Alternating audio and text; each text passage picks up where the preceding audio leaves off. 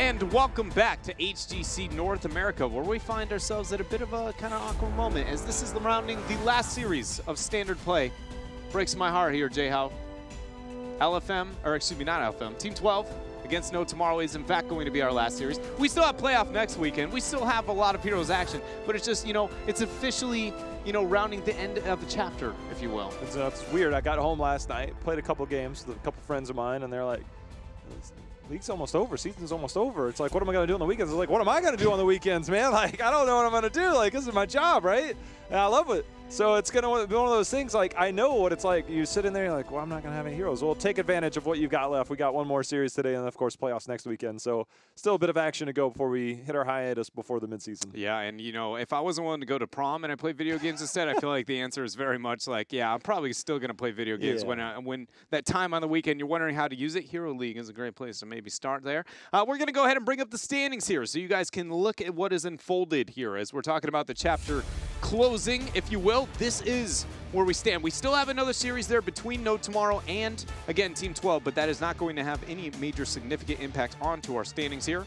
Yeah, we looked at it. You look at the plus-minus. After the tiebreaker in terms of record, your overall record, it comes down to wins versus losses, that plus-minus. Even if Team 12 loses 0-3 here, Dreadnought, they would still find themselves a game up in that win-loss column over Team Freedom, so there is no way that Team Freedom can fall out of that third spot. So this is it. It's just going to be interesting to see. Number one here, No Tomorrow. They're prepping for the Crucible, right? We've got the same kind of perspective there. Team 12 obviously wants to maybe hide a little bit of strategies, but we'll still, we have kind of no idea, because if you think about it, Team 12 didn't know that the series was going to be like this until this point. So there could have been very much a lot of practice and effort and thought kind of going into the series. That in mind, still probably feel pretty favored, as you heard from even BBJ. Outside of that one slip-up, Team 12 has been debatably the second most dominant team here in Part 2. That is true. I mean, Team 12 has always kind of been that big threat that we've seen. Last year, they always kind of came out. They always had a lot of, individual skill. It came together in the form of Rule 20 last year, and things kind of split up. Then they came out this year, been a little bit hit or miss. Again, for me, the number one thing, and we saw this in their series last week, they come out, they have something in mind that they want to run. The second game, they do something entirely different because they're so talented that they feel like, look, we can really do anything. And honestly, they almost are. But sometimes you got to have core values as a team, and sometimes they get away from those. And that's why I think they've been a little bit hit or miss. But overall, when they're on their highs, they're as good as anybody. Tempo Storm, Heroes are, they're up there in that echelon, and there's no denying it. Yeah, and that kind of flexibility and diversity. I mean, let's be real here. If you can get away with that and you don't have any flaws with that level of diversity, you can claim yourself a world championship. Because if you haven't gotten it now, you're definitely going to in the near future with that kind of approach and kind of shift here. We're going to bring out the battlegrounds for game number one, figure out where this is going to unfold. Team 12 taking us to Tomb of the Spider Queen for game number one. Bands coming through on Infernal Shrines there from Team 12, and No Tomorrow taking out Battlefield of Eternity. Yeah, Infernal Shrines has kind of been that No Tomorrow. They haven't really picked up wins on that. Towers of Doom has kind of been their winning map, so to speak.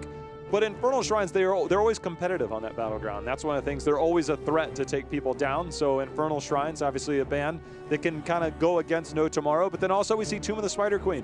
When you look at the core part of this, of the Goku, Justin, and Bud's element of what we have for Team 12, it's been well documented this year. Last year, they were a dominant team on Tomb of the Spider Queen. They ran a lot of Diablo. The Medivh Diablo was so vaunted.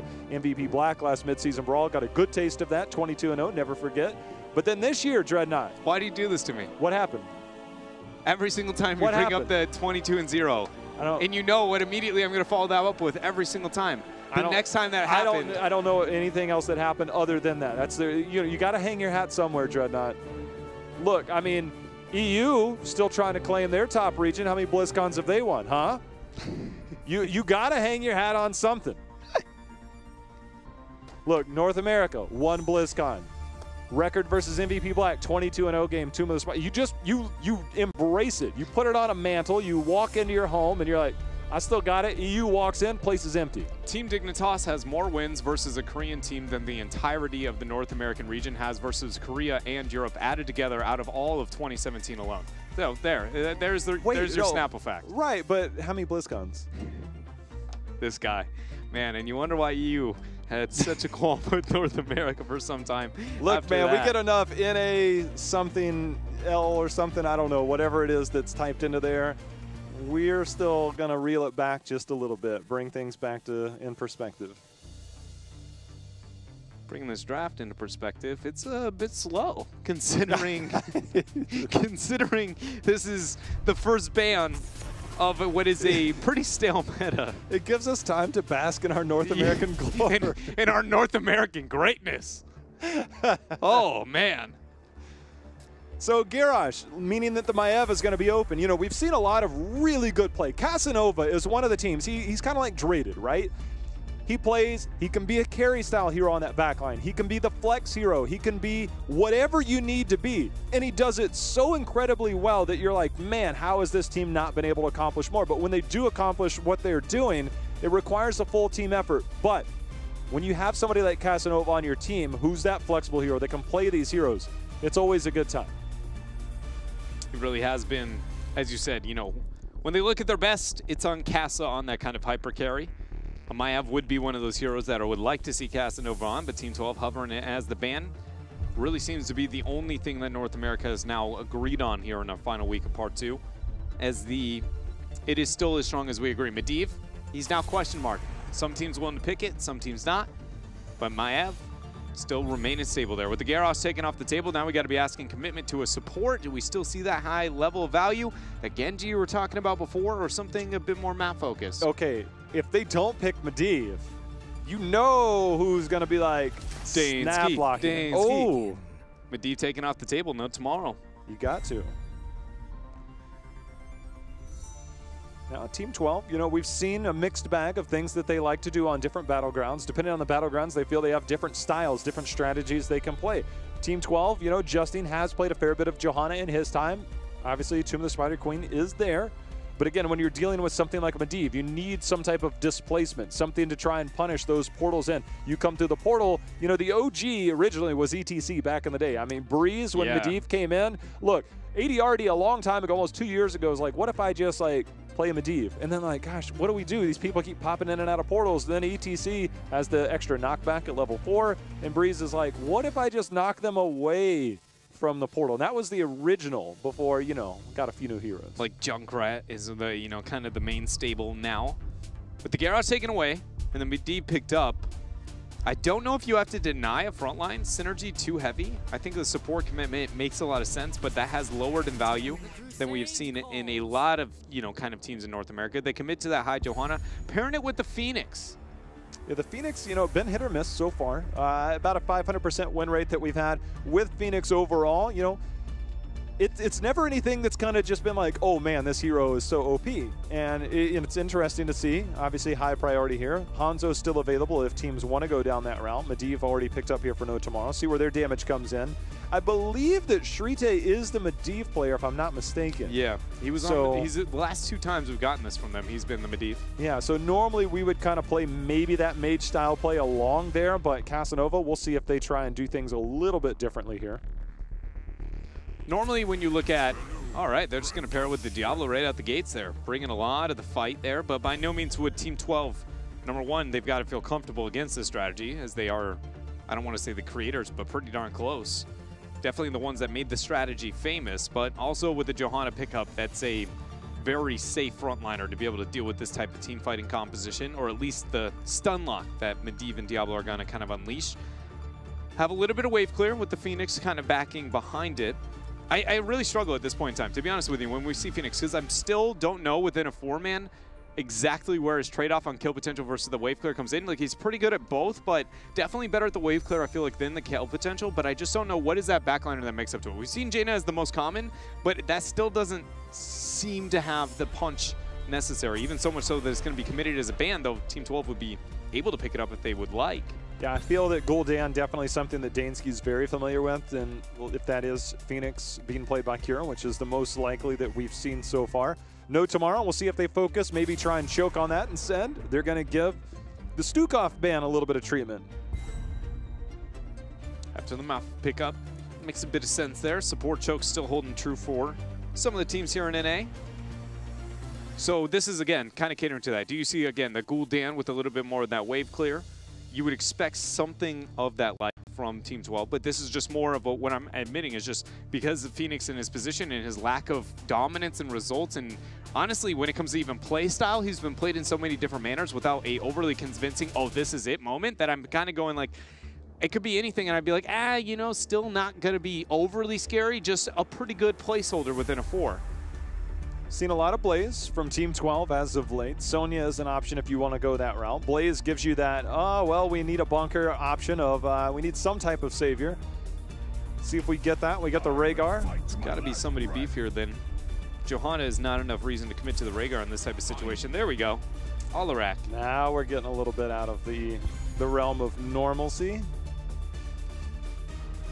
Alarak's one of those heroes that when he looks good, he looks really good. There was a clip of Rich finishing his extended lightning, I think, in 13 seconds. He walked up to something like that, 15 the front seconds. wall and then hit 1E and then hit all 3. Everybody's kind of stacked on that gate. It's just the like commentary on that was 10 out of 10. The Korean everybody's just like, commentary. oh, like what was happening? And it's just like everybody was like, they were confused, but they were like, did that just happen? Did that just happen? You have I that think moment. that You're happened. like, yeah. It's like, okay. It was just embodying everything I was thinking in my head all at the same time so perfectly. Like, did that? Yeah, he saw did. that, right? Yeah. Yes. So the Alarak, you know, obviously that's one way. And, you know, we talk about displacement. We don't ever talk about our man Alarak here.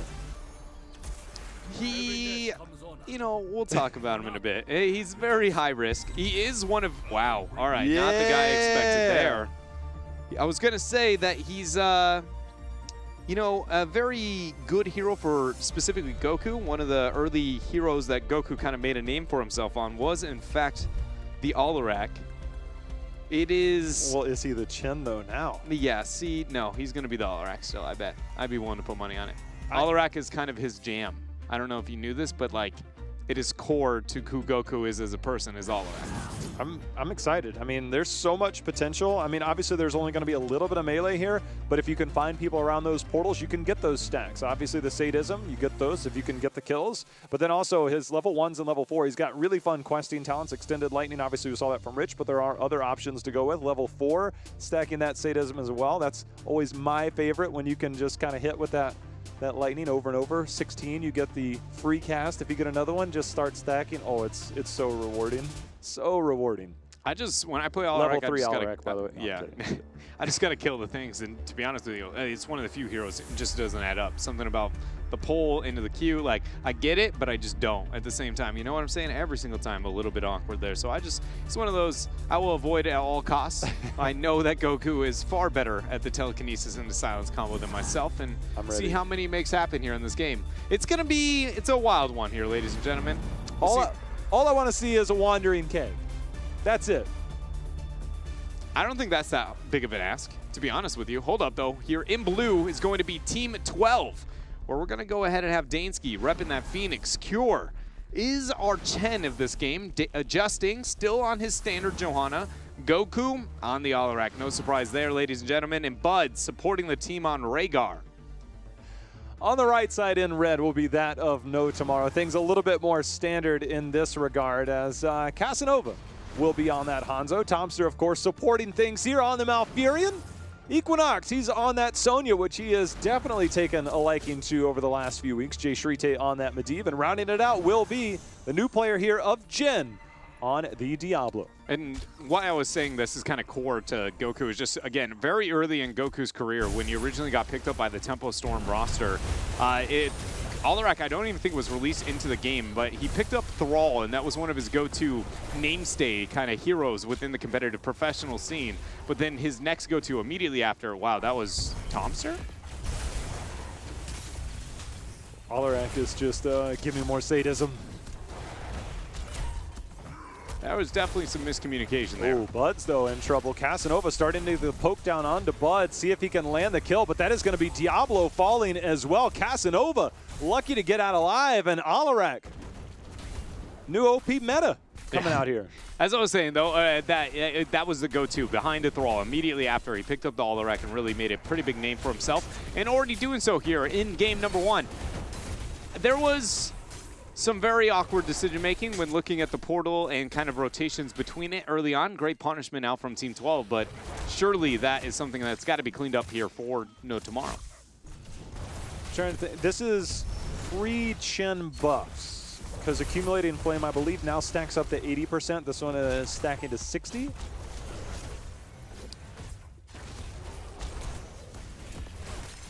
Still see the rotations here. Committing back and forth between the two. Flip over. Silence coming down again. Goku. I mean, that's about the third one we've seen. I'm sitting here talking about OG ETC just pressing face melt, but Goku, Alarak's been around a while. Yeah. Like a year and a half. Medivh's been around, I think, 2 or 3 months shorter, because Alarak came out Gamescom 2016, I believe. I wish I had a better timeline for that for you, but to be honest with you, pretty, they're all a blur to me at this point. Like, roughly the order, I can help you, but, like, I'm still going, like, I realize I start sounding weird when I talk about the release of Garden of Terra and Sky Temple, and that's when people look at me and they go, wait a minute, those weren't, like, and I'll be like, wait, oh, you never saw the first Haunted Mines. Nice gank attempt here. Equinox got a shield. Portal gonna be there as well. Jay Shrite saving the day. Tomster coming over, trying to see if he can get some damage onto Cure. Yeah, which Haunted Mines? The original one with the 30 to, like, what felt like an hour-long capture on the bottom half of the map to where you would double stack Giants and Knights. Yeah, a lot of people apparently didn't play that version of the map. I was there before it got the rework treatment. I'm proud of you. So I remember that's when I Rework realized 1 or that 3. was actually the map that I realized Sylvanas was my main. That was the map. Yeah, I hate to break it to you, Jay, how everybody learned Sylvanas was their main on Haunted Mines. But that's when I realized, what if I just control the lanes, right? It's a unique way. It's a definitely a kind of revolutionary moment whenever you kind of have that shift in paradigm where you go, wait a minute, I can win this video game through just the minions, kind of manipulating those through. So far, Team 12 is doing a pretty good job of doing just that. Although they're getting a couple kills to boot. Jin out a little bit far, not even using the telekinesis quite yet. It's still available. Gonna go ahead and draw that back. Goku maybe has another silence available, as that stall out was so very real. Dansky tracking it down. Force of Will is enough to buy time. Casanova looking for the interrupt. Not going to get it. 44 gems here turned in for Team 12. And they're keeping the pace going here on 2. I am just enthralled by the Alarak. I love a good Alarak player. Goku, obviously one of the best melees that we have. Nice combo there, bringing Medivh in one more time. You know, he's stacking up, getting his sadism. You give up a little bit of sadism, but you gain it back. Give it up in some talents, gain it back otherwise. Now sitting on 96%. Control here from Team 12 probably going to continue. Normally this type of composition, I would draw out, you know, some of the flaws that exist within the solo off lane of the Chen and ways to be able to capitalize on it, but right now Team 12 is pretty much just bullying within the 4-man successfully enough with an Alarak 4-man, hear me out, that it really at this point in time, other than just not getting cut off and looking to get the first Web Weaver, they've set themselves up pretty good. I feel like they've got to feel pretty comfortable about how this game is working out so far. Even the fact that it's difficult to stall out, again, into this type of composition, I feel like that's not what you would normally say here with a Hanzo Medivh composition. The stalls actually should be pretty real. They're doing a good job. They actually kept Justin from getting in the 7 gems, which would have given enough of a turn in over to Team 12. So they're holding on. Jin, now he's making some plays. Goku, he's going to use that telekinesis out. Going to get a little bit of heal. It's going to keep him alive. Jin go ahead and take the portal out. 7 attempt turn in. And actually, I think he's going to get it there because Jin won't find the auto attack in time. He will, in fact, get that channel. Web Weaver phase going over to Team 12. Already got the top front wall taken out. A little bit of pressure towards mid. It's likely going to be a lot of experience now moving over to Team 12.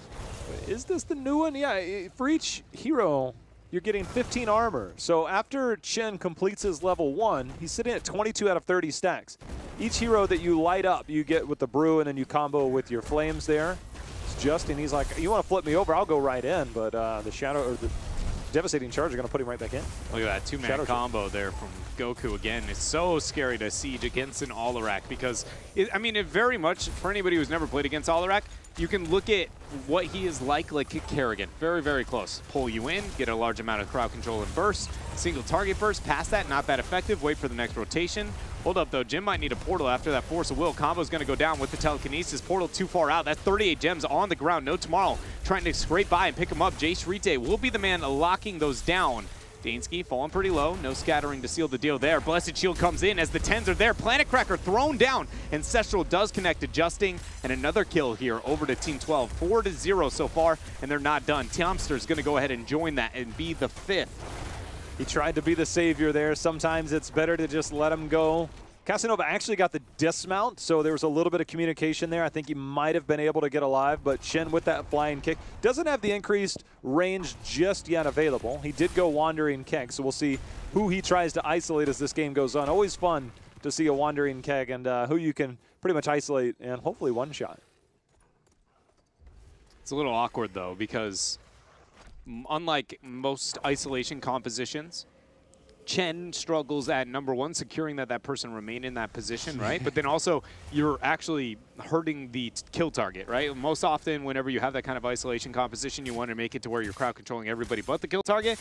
Chen makes it a little bit awkward in the fact that he kind of mispositions and the separation from everybody else is a little bit awkward. I'm literally only highlighting this purely because we get Chen so rarely. I feel like, you know, for anybody at home who has never seen a Chen in a barrel, why out of this isolation comp do I never see a Chen, Jay-How? There you go. That's the trade-off. It's going to be hard. It is. I still remember there's a clip out there from a year or two ago where he gets the barrel roll, saves somebody into a Nazeebo wall. Yeah. Like the Nazeebo is nearly dead. Nazeebo throws down a wall, captures the enemy in there. That was a fun one. They should have picked Sonya for themselves, gone the old washing machine combo. Yeah, and that's a doozy. Mistakes were made. That's a absolute doozy. You can kind of get that already with Medivh, or Maiev, excuse me, sitting at 10, right? Yeah, that is true. So you can get an attempt. It's like the baby washing machine that you can upgrade with the 20. Leyline Seal is going to be thrown out for no tomorrow. APOC combo going to back that up. A lot of damage there as the focus goes in onto Chen, but Cure's able to keep himself alive with that flying kick. Ancestral comes in. There's the Planet Cracker. Jay Shrite and Jin going to nope out of that one with the portal. Casanova trying to make it in, but the Condemn pull back is not going to allow him to escape. Equinox also trying to make the same thing happen, but now 22 gems lie now on the floor of Tomb of the Spider Queen. Combo coming out from Goku on to Jin. Jin able to get the Shadow Charge out, flip over. Cure falling low, he'll go down. Yeah, once you interrupt that, you could see the priority target was onto the Chen. He's not invincible, especially when he's off of that cooldown. Now they've got their eyes on Dansky. Took a little bit of damage from the core as well. Justin trying to do his best to peel while also getting this down. Jin going in, making a heads-up play, getting that portal in. That's going to be Dansky sneaking out the back door. Casanova trying to say, hold up. Oh. Not going to have the hay behind that hold up, and in fact will not get the scattering arrow into Dansky. Very, very close there from them. 32 gems still in the hands of Team 12, though, as they get that first keep of the game on the top half. Middle keep is, I mean, anything but or almost dead here at this point in time. And now it's going to be, can we see No Tomorrow hold off, find a way to get the 13 talents here and get a Web Weaver phase for themselves. If they do turn in before that point, it will be just to catch up to the 13s. But then what you'll find yourself in a situation is a still full 1 to 2 level advantage in favor of Team 12, rounding the 16 spike with the Web Weaver phase immediately behind it. Plus this Blessed Shield one, you know, man band known as Justing, really just doesn't care. And gets the invade, gets the kill. Yeah, I'm pretty sure his last He didn't even take a damaging 13, and he still took that invade trade. Easy mode. Man, that's confidence.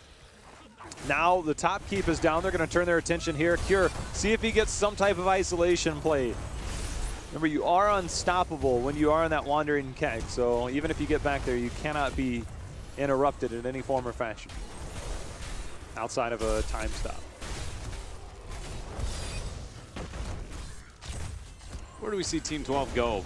Now that they kind of are hitting that little awkward limbo on Tomb of the Spider Queen, they don't waste any time. They're just going to go ahead and start this boss right up.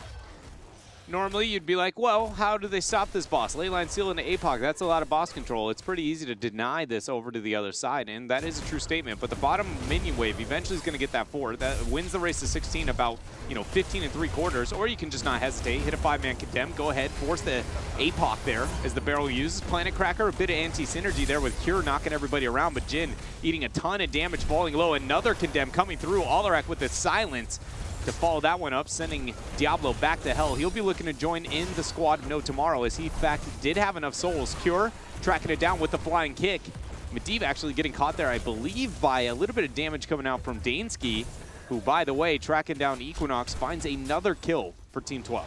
The warp in was enough to confirm the kill, and it might just be enough to confirm the core. Is Cure on here on Chen. He's taken quite a bit of damage, though. Jin getting onto him. Again, Diablo's back, but he is low on souls. He's going to be hit by that silence, and Jin, he's going to go down. No souls this time. Core starting to fall as well. And Team 12 looking to put an end to this early as they are just swarming that of No Tomorrow. One other major positive of Chen, for anybody who has not seen a lot of Chen, is he's one of the best core siegers in the game. Much like Illidan, can take nearly no damage onto the core, which is why you see Team 12 able to die forever. And Kira's been tanking the whole time, and he's like, lol, 100% HP, I am not afraid. Yeah, he's one of the best at making that happen and being able to dive and tank. And unlike the Illidan, he doesn't have to get auto attacks off to cycle that. It's very easy. As long as you don't get the interrupt on your passive multiple times in a row, take near no damage onto the core. And that's why normally you don't see, what was that, like a minute dive at 11 minutes in on a core? Like, you're like, how is this possible? You know, Chen does have some positives. Yeah, maybe a few.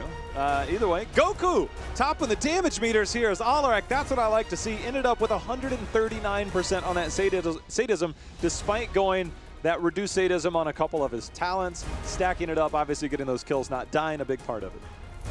Very well done here from Team 12. And a lot of it, to be honest, I put it on probably Goku. Not only because he's on his legendary Alarak, but mainly they don't have what you would look at and go,